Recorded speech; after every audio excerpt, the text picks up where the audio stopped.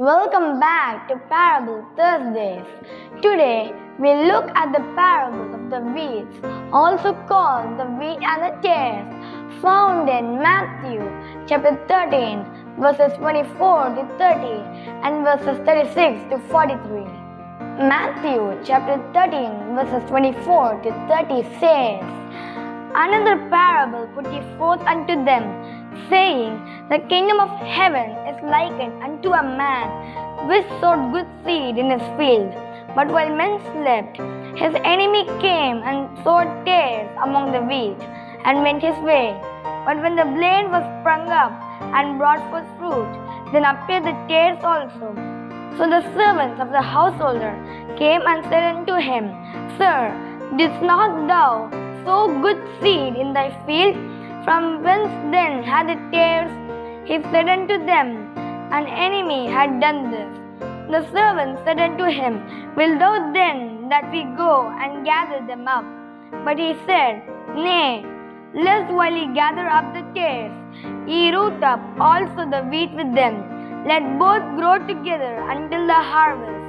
And in the time of harvest, I will say to the reapers, Gather ye together first the tares, and bind them in bundles to burn them, but gather the wheat into my barn."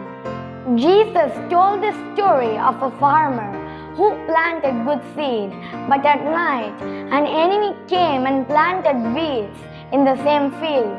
When the plants started to grow, the servants were surprised to see weeds among the wheat. They asked the farmer if they should pull them out, but the farmer said no.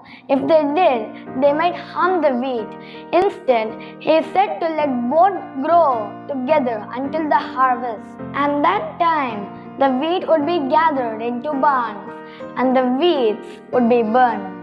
Jesus explained the meaning in Matthew chapter 13, verses 37 to 39. He that soweth the good seed is the Son of Man. The field is the world. The good seed are the children of the kingdom, but the tares are the children of the wicked one. That enemy that sowed them is the devil. The harvest is the end of the world, and the reapers are the angels. In other words, Jesus Christ is the one who plants the good seed, and the good seed are those who belong to God's kingdom. The weeds represent those who follow Satan, the enemy.